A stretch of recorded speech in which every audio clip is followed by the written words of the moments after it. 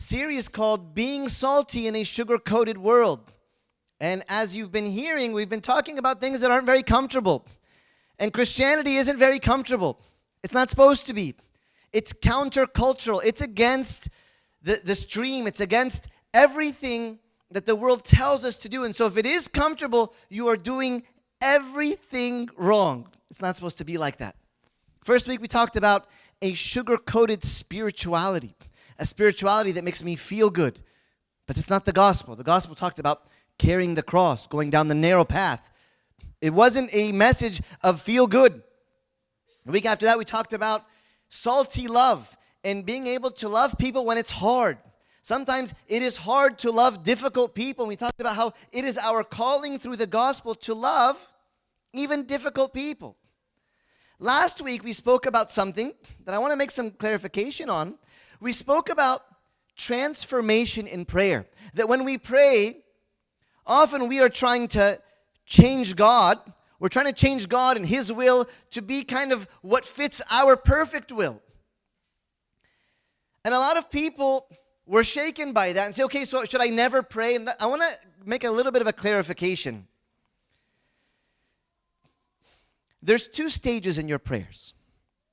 There is the stage of formation, and then there's the stage of transformation. What's the difference?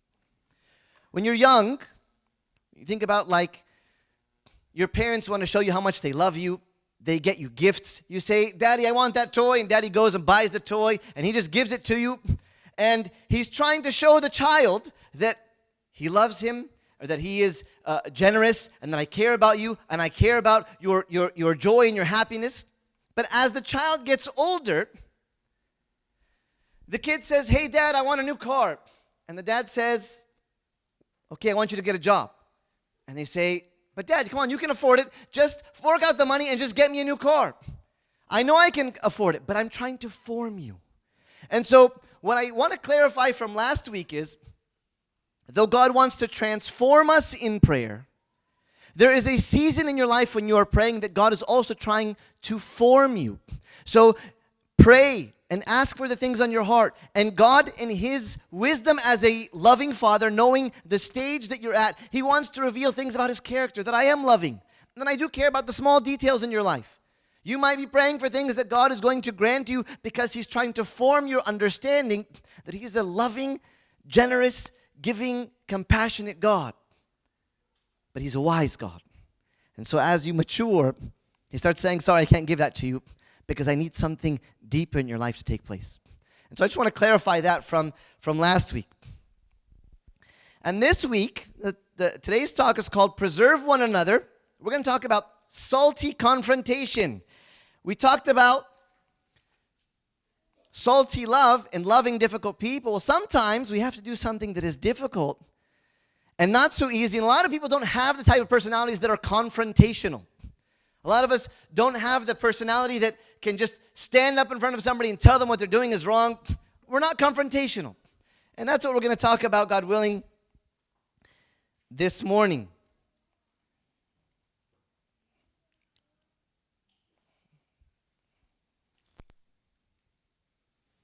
If we can click the next one. Colossians 4:6 says this. Let your speech always be with grace, seasoned with salt, that you may know how you ought to answer each one. Once again, the Bible bringing us back to salt. Saying, let your speech always be with grace. Be kind. Be gentle with people. Be gracious with people. But season it with a little bit of salt. It should be, but always. It shouldn't just be always, but always. Because a lot of us do the first part. When we speak to people, we don't want to upset them. I mean, there's some personalities that are, they're train wrecks. Like they'll have to go right through anybody and they're all salt. But St. Paul says, let your speech always be with grace. Keyword, always. But, in my opinion, it should say, but seasoned with salt.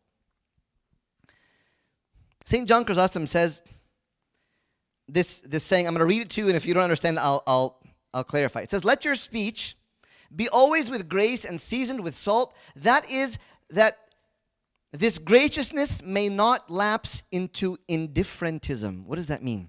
That when you are so gracious you don't become indifferent, meaning you become passive about people's mistakes. Don't be so gracious that it leads you to become indifferent about people's mistakes and the wrongdoings of people in your life that you love. So he says, be careful. Let your speech be always with grace and seasoned with salt. That is, that this graciousness may not lapse into indifferentism, that you may know how you ought to answer each one. How many of us like getting on a weight scale, right? How many of us like to weigh themselves? Of course, there is a certain gender that when she gets on this scale, she will make sure that she has gone to the bathroom, she hasn't eaten anything, she's not wearing any clothes, so that when she goes, it is the most accurate number on that scale. Nobody likes to get on a scale. Nobody likes to get on this scale and see the real number of their weight and say, I need to lose some pounds. Nobody wants to know the truth about themselves. Well, real, authentic relationships are the place to get on the scale. Real, authentic friendships and relationships are exactly where you get on the scale and you see the truth.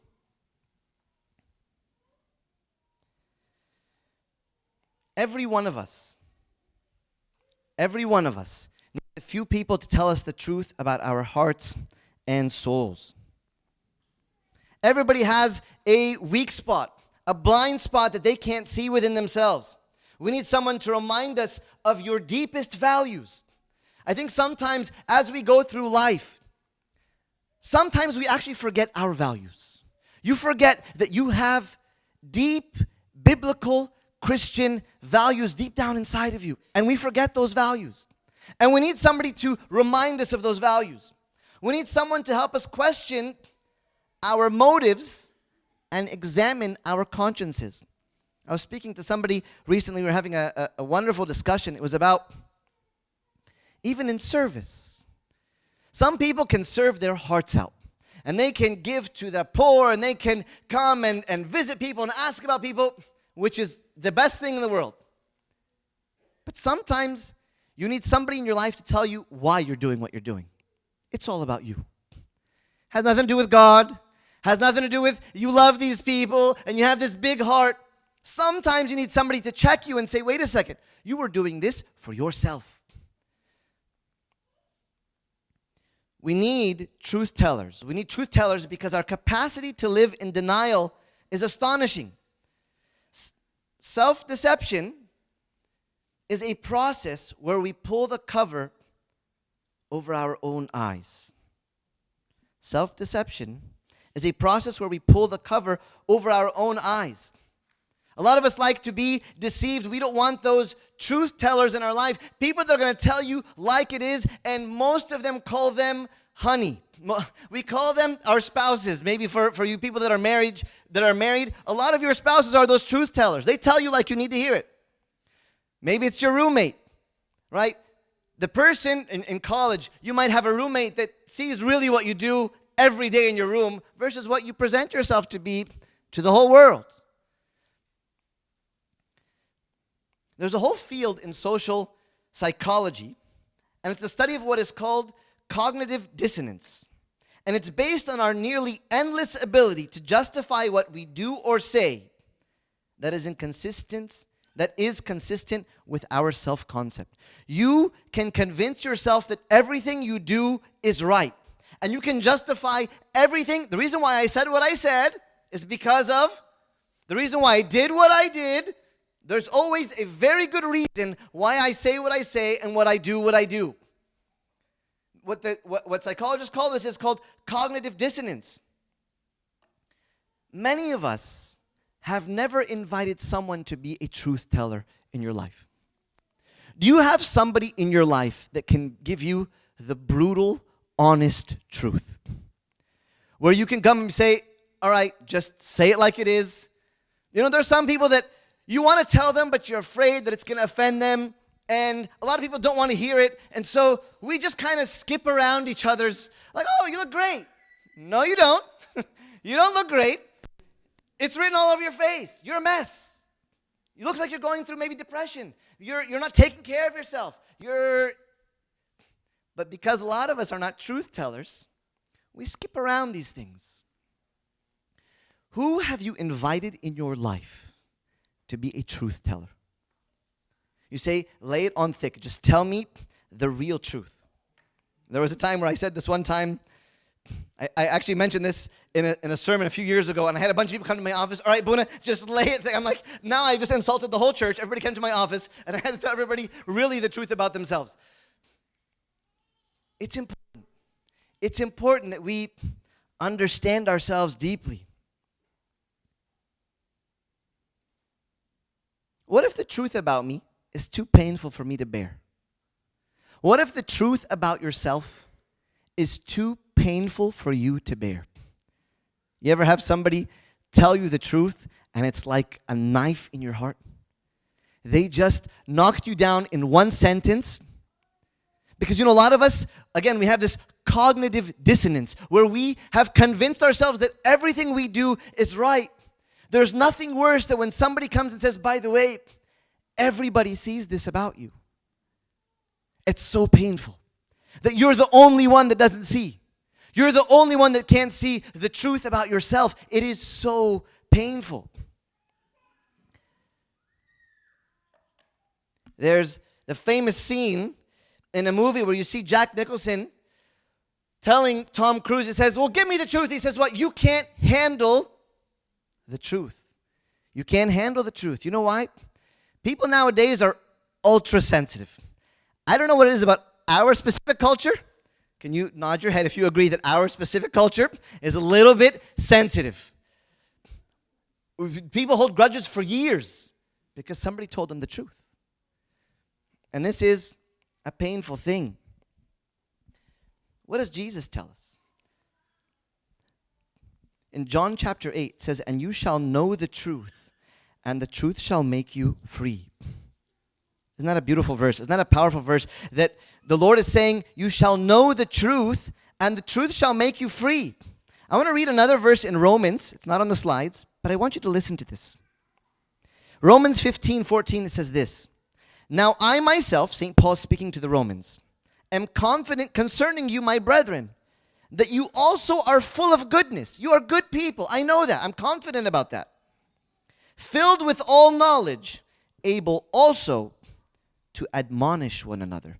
The word admonish means to correct, to speak straightforward. Romans 15:14.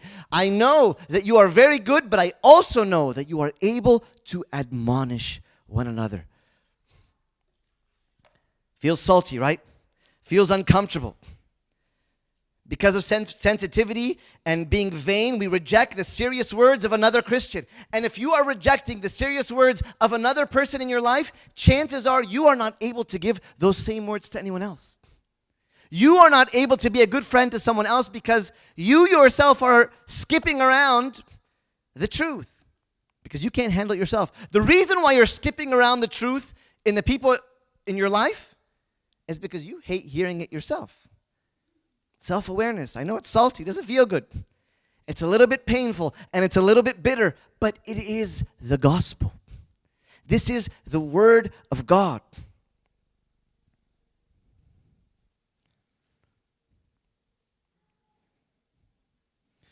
We need truth tellers. Next slide. We need truth tellers who will help us grow in our acceptance of reality.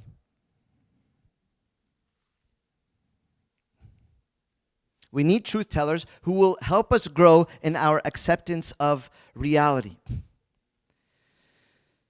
We also need people to help us keep accountable to the commitments that we make. A lot of us, we make commitments to God. How many of you have made some commitment in your life to God? You say, all right, Lord, from now on, this time I'm going to pray.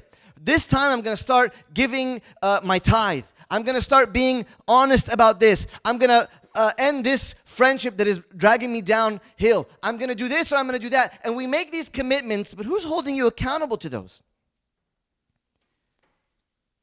Anybody ever ask you about your commitments to prayer? Who knows what your commitment to prayer is? That they can say, hey, did you pray today? Did you pray last night? Did you spend some time with the Lord? You're becoming maybe a nasty person or a nasty friend. You are becoming annoying. You're difficult. You're fighting with everyone around you, maybe with your spouse, whoever it may be. Who's going to actually say the reason why you are the way you are is because you've avoided your responsibilities before God? When was the last time you closed the door to your room and lifted up your heart? Maybe it's been years.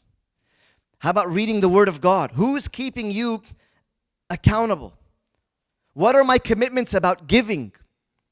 Hey, honey, I know you got your bonus this week. How much are we going to give to the poor for Christmas? How much are we going to give to the church?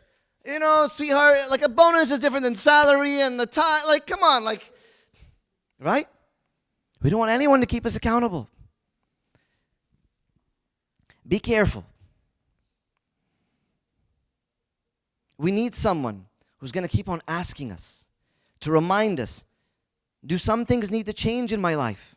What are you struggling with in regards to temptation? How nice is it that it's beautiful when spouses can tell each other, I've been dealing with temptation a lot. I need your prayers. And maybe the spouse can give us some guidance. Maybe your friend can say, you know why you're struggling with temptation? It's because the people you're hanging around with. You need to hear it.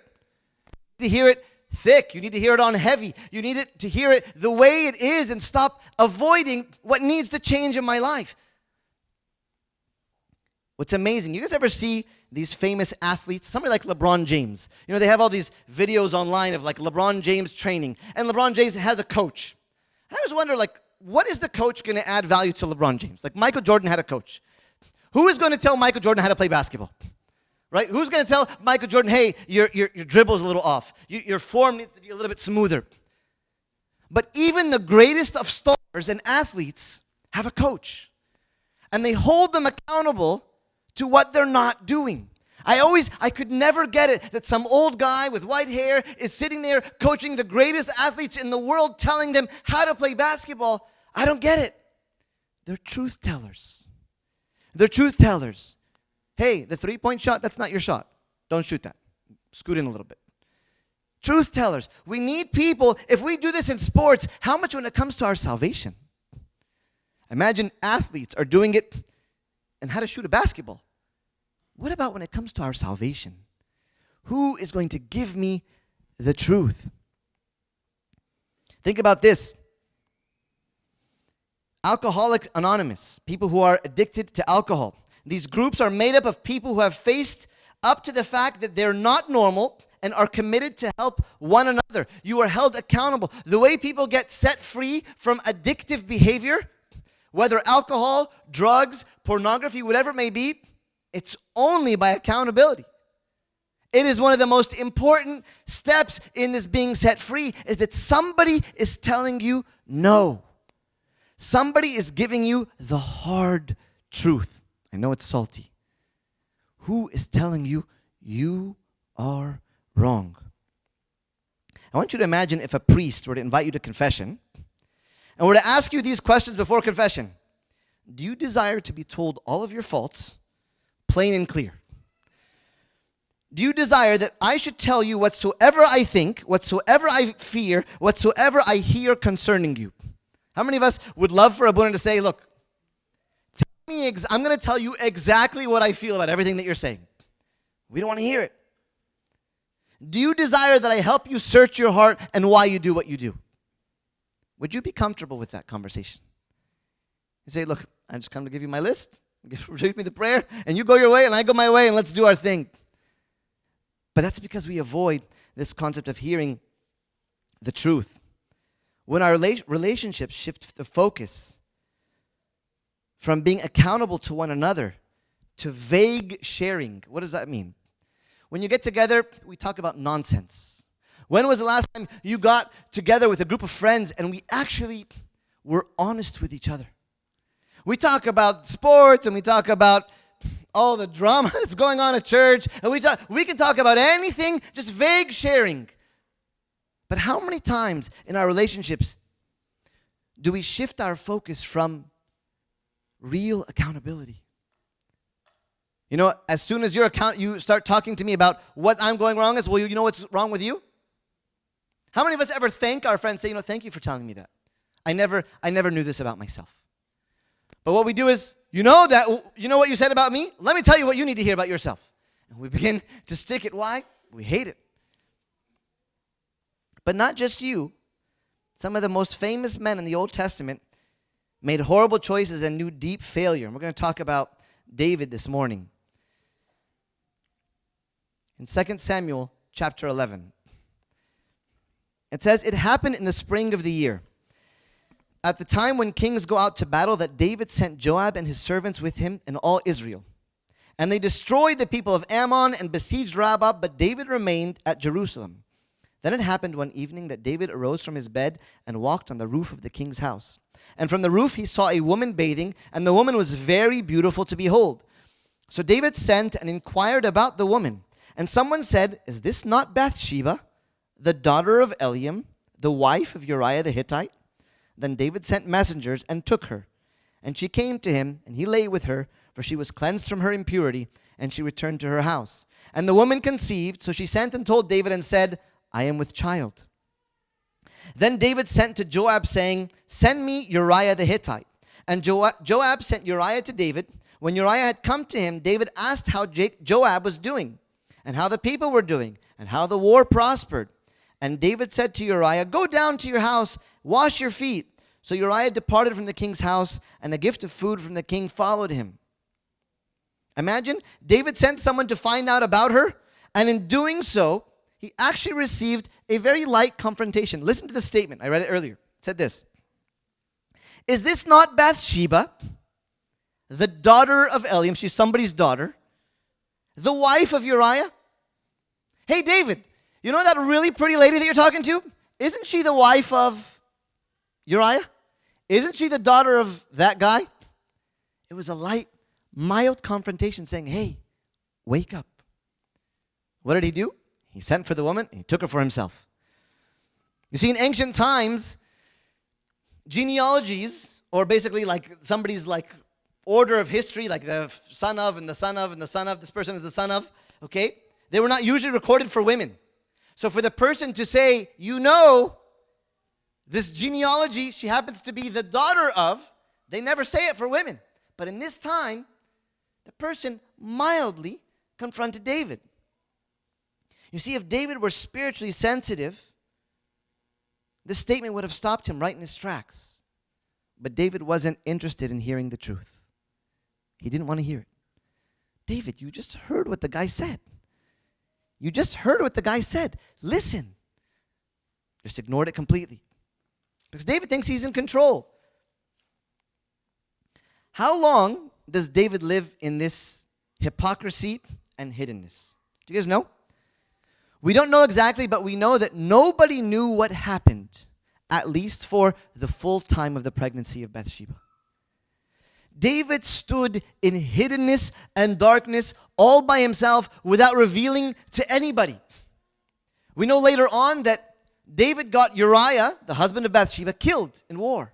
He sent him out to be the front lines, and he was murdered. And so now, sin is bringing sin. Be careful. You see, every day, David gets a little bit more deception. Every day his heart gets a little harder. God gets a little further away. Anytime we try to handle temptation in isolation, we are extremely vulnerable to deception. If you turn to your handouts, anytime we try to handle temptation in isolation, we are extremely vulnerable to deception. You see, David's been playing God with people's lives. Bathsheba, Uriah, Joab, the army, all of Israel. David is playing God, and nobody's going to tell him. I read this neat story by a man named Gary Richmond. I'm going to read you the story. Listen to it. It says, Richmond used to work at a zoo that had a 13-foot-long king cobra snake. Its venom glands contained enough poison to kill 1,000 adults. The cobra had a scar that made him look like the embodiment of evil, but worse, it meant that when the snake shed his skin, the eye cap did not come off. It had to be removed by hand. And unfortunately, snakes don't have hands. This required a team of 5 people, 2 zookeepers, the zoo's curator, a veterinarian, like an animal doctor, and Gary himself, whose job was to furnish the scalpel, the eye, and the gift and sponge to the vet. The cobra slithered from its den, spread its cape, raised itself up to full stature, and looked at the 5 intruders, deciding on its first victim. He chose the curator. With lightning speed, the keepers threw their nets around the writhing snake. The curator grasped it behind the venom glands, and the vet said, "Let's get this over." So basically, they've captured the snake, they put it in a bag, and they're trying to get this thing, as the snake has shed its skin, that's stuck on its eye. It needs human hands to come and remove it. But this snake has the venom that can kill 1,000 men. His hands were trembling. Beads of sweat were dripping off everyone's forehead but the snake's. The vet asked if Gary had any cuts on his hands. He said no. He told Gary to get up paper towels and stuff them in the cobra's mouth. Okay? The cobra bit and chewed until the towels were yellow and dripping with venom. As the team worked, the curator explained that every year, several full-grown elephants die from king cobra bites. A man could never survive a bite with a full load of venom. This is why he was having Gary drain the snake's venom sacs. The curator's hands were sweating and his muscles were weakening. His fingers were starting to cramp, which could not have been good news to anyone except maybe the snake. The curator wasn't sure they could move quickly enough when it was time for the release. Then he explained what we might call the secret of the snake. More people are bitten trying to let go of snakes than when they grab them. You see, the sins and bad habits in our lives are what destroy our souls. Our sins and our bad habits. And exactly like the snake, in order to control this snake, it took how many people? 5. 5 men to be able to make sure to handle the snake. It's a very dangerous thing to handle the snake on our own. Are you handling some temptation or sin in your life by yourself? Is there anybody that you can be honest with and say, I'm struggling and I'm in a trap? You see, the devil wants you to be in this little dark corner. Every day you're playing with the snake and nobody knows about what's going on in your life. Nobody knows that you are trapped. Maybe it's an addiction. Sometimes I have to sit with people in confession and say, you need to tell your parents. I can't tell your parents. You need to tell them. Because this habit, this addiction, you're never going to be set free unless you tell somebody. You could go 10 years never shaking off this bad sin. You're trying to handle the snake by yourself and it doesn't work. You need help. Listen to St. Moses the strong and St. Isidore the priest. St. Moses one day was in his cell praying, and the devil appeared in the shape of a woman. And she was trying to tempt him to fall in the sin of fornication. And St. Moses was fighting the temptation. He ran to his spiritual father. He says, Father, I sinned and I'm dealing with the battle of thoughts. He says, okay, go back and I'll pray for you. St. Moses goes back. The woman appears again. So he runs back to his father confession. And he says, it happened again. He says, okay, go back and I'll pray for you. He goes back 11 times to his spiritual father in one night. You see, look at the wisdom of these saints. They know that I cannot handle this alone. On the 11th time, he told St. Isidore, his spiritual father, how am I going to overcome this temptation? I can't do it anymore. He took him up to the roof of his cell, and he says, I want you to look into the valley. What do you see? He says, I see thousands of demons fighting against my soul. And he says, okay, now I want you to look to this side of the valley. What do you see? He says, I find tens of thousands of angels also fighting for my soul. He needed that encouragement. He needed that encouragement. He needed another person to be there to help him fight this temptation. And he went back and he overcame the temptation. Are you honest and open about the snake in your life that is very venomous, has a lot of poison, and that could bring you to your death? Look what Eve did. Eve kept her temptation to herself, and so did David. David grabbed the snake on his own. So this time, the Bible in the story of David, it says, and David sent for Joab, and then he sent for Uriah, and then he sent for Bathsheba. He keeps on sending for people to bring them to him. Well, God decides he's going to send somebody this time. Let's listen to what God did in the story. He sends David a prophet named Nathan. Nathan's going to tell the truth. Nathan's going to hold David accountable to live up to all the Psalms that he writes. 2 Samuel chapter 12 says this, Then the Lord sent Nathan to David. And he came to him and he said to him, There were 2 men in one city, one rich and the other poor.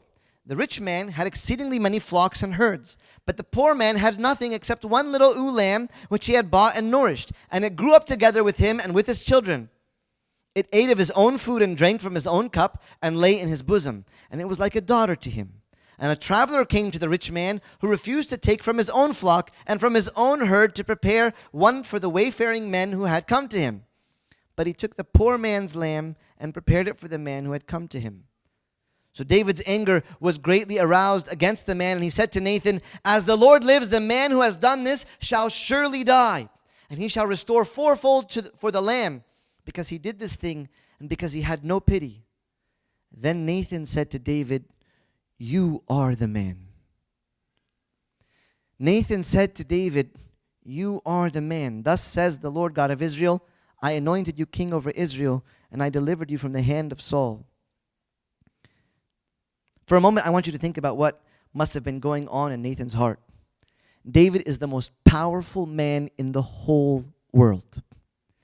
David is going a little crazy. He's stealing people's wives. He's killing their husbands. David has lost it a little bit. So imagine what's going in Nathan's mind. Maybe there's somebody that's closer to David that can tell him this.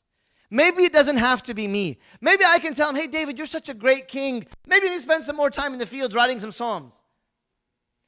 What did Nathan do? Let's look at how bold he was. This wasn't a casual conversation. There's no guarantee that David is going to be responsive to what Nathan's going to tell him.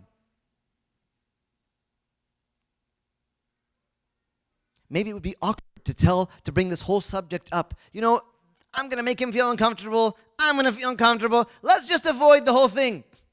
Or maybe say, I'm not any better than David. I have my own temptations. Let just David do his thing. He worries about his stuff. I worry about my stuff, and we'll be fine. This mentality.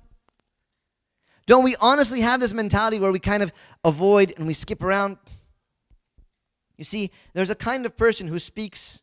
Some people, they speak the truth like for fun, right? They want to stick it to me. Hey, do you know what you're doing is wrong? And I want everybody to know you're the worst person in the church. Some people do it recreationally, like it's fun for them. Everybody thinks that they are the prophet. But look at what St. Paul tells us in Ephesians 4:29. I love this verse. It says, Let no corrupt word proceed out of your mouth, but what is good for necessary edification, for building, that it may impart grace to the hearers. I read a nice saying by St. Jerome. Listen to this. It says, A good word is one that serves to build upon the occasion, communicating grace to the hearers because it teaches them to pursue virtues and run away from evils. Whenever we say what is not in season, so it's at the wrong time, rather drives them headlong into disaster. So I need wisdom. Because I can give somebody something at the wrong time when they're not ready, and I can drive them into disaster. Whenever we say what is not in season, or inappropriate for the context, or that which doesn't contribute to the good of the hearers, an evil word proceeds from our mouth. You know what he's saying? If you are rebuking somebody and you're trying to tell them what they're doing wrong, just for the sake of telling them that they're wrong, and it's coming out of a bad intention to prove that the other person is wrong, St. Jerome is saying that is an evil word coming out of your mouth. You might think you're doing something right, but if your goal is to tear them down, it's important that what burns deeply in the heart of a true prophet is not just anger, but love. You want to hold somebody accountable, do it out of love. Test your own intentions. Before you go and speak directly to a person, say, why do I want to correct this person? Is it going to make me feel better? Is it going to make me prove I was right all the time and you are wrong? Be careful. You see, to hold others accountable doesn't mean that we get to view ourselves as being in charge of their lives, but accountability, next slide, is a tool and a gift we give to one another to try to realize the growth we could never know all by ourselves. Do you understand that? Accountability is a tool and a gift we give to one another. It is a tool and a gift we give to one another to try to realize the growth we could never know by ourselves. Nathan looks straight in the eye of the most powerful man in the world, a man who could have him put to death in seconds. And he tells him, "You are the man." So if truth-telling is so important, why don't we do it? It's fear. Let's be honest. We are afraid. Listen to what Solomon the Wise says in Proverbs chapter 27. It says, "Faithful are the wounds of a friend." Pay attention to this verse. "Faithful are the wounds of a friend, but the kisses of an enemy are deceitful." Faithful are the wounds of a friend. A friend that might hurt you because they're telling you the truth, they're faithful. If people are just giving you kisses and telling you how great your life is and how wonderful a person you are, they're your enemy. They don't want to see you change. They are just being sugar-coated friends. They aren't doing what is salty and what is for preserving you. And the topic of this talk is called preserve one another. Preserve them from the spread of decay. It takes so much courage, I know. If we speak a painful truth to someone, chances are it could get messy. You can get accused of getting into somebody's business when you didn't ask them to be involved. Maybe you can hurt them. It's going to cost you time, energy. It could be very scary, but avoidance kills relationships and causes resentment to build up inside you. Avoidance kills relationships. I want you to take a second and think for a second. Who are you avoiding telling, maybe a loved one in your life? Who are you avoiding telling the truth? You're going to kill that relationship. Because the person himself is going to have decay building up in their life. We live in what is called a pseudo relationship. What does pseudo mean? It means artificial. It's a fake relationship. You might be in a pseudo relationship because you are avoiding conflict. In pseudo community or in pseudo relationships, we speak in generalities. We speak in general. We say things that those around us will agree with. We say things that people want to hear. Conversations are filtered to make sure that no one gets hurt. Does that sound like you? By the way, that's 2 of 4 personality types are like that. They're not confrontational. You might have the personality type that just doesn't know how to do it. You need to pray for grace, because if you give grace not seasoned with salt, you could still allow somebody to go down a destructive path. They are playing with a snake and you are quiet. Be careful of staying quiet and avoiding conflict. This is why some marriages and relationships don't work out. They haven't told the truth in years about how lonely they are. Hurt or angry. I had never understood when somebody's been married for 40 years and they say we're getting a divorce. Like, you've been married with each other for 40 years? I'm not even 40 years old. Like, how is it after 40 years now you decide we can't? Because they stayed quiet. They stayed quiet about the things that they knew the other person wouldn't be willing to tell. It's hard. But to go beyond pseudo relationships, we have to be willing to enter into chaos. What is chaos? It happens when someone is willing to speak risky truth. It's not easy. Look at Jesus, what he did. He told the Samaritan woman, "Hey lady, go get your husband." Why are you doing that? Or when he told the Pharisees, "You are whitewashed tombs." Or he says, "Why do you call me good and you do not do the things that I say?" You see, Jesus didn't just stay quiet and say, you're a nice Pharisee. He says, no, you're whitewashed tombs. You're full of dead bones. You see, Jesus wasn't afraid to stir things up because he wanted their salvation.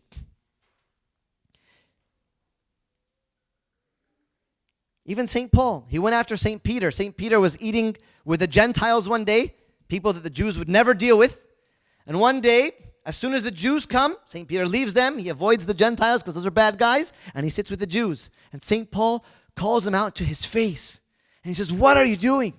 And they get in this big argument. St. Paul had no problem telling St. Peter, what you're doing is wrong. You're being fake. It's artificial. And St. Peter was woken up in that moment. You see, Nathan was willing to be a truth teller, to the point where David confessed and says, I am the man. My question to you is, what if David never had a Nathan in his life? What would have happened to David the king? If David never had somebody tell him, what you're doing is wrong, there would have been a number 2 Bathsheba, a number 3 Bathsheba, and a number 4 Bathsheba. There would have been endless destruction in his life. But because he had a Nathan, we still have this great figure called David the king, the man after God's own heart. Make sure that you invite somebody to tell you the truth. Last thing, without someone to hold you accountable, your life might end tragically. You might end up completely lost in life. Go find somebody that you know loves you. Not somebody that just wants to stick it to you, but somebody that you know that's going to tell you because they love you. I need to tell you something, whether you like it or not. You know that I'm faithful to you. You know that I'm loyal to you. You need to hear this. I would rather risk losing your friendship than you losing your soul.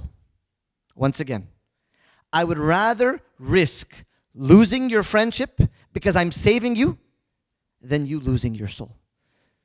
May God grant us to be truth tellers, to avoid being superficial, to avoid being superficial and doing the things that are not authentic. People who love authentic relationships always prefer the pain of temporary turmoil to the peace of long-lasting superficiality. Once again, people who love authentic and real relationships always prefer the pain of temporary turmoil to the peace of long-lasting superficiality. Glory be to God forever. Amen.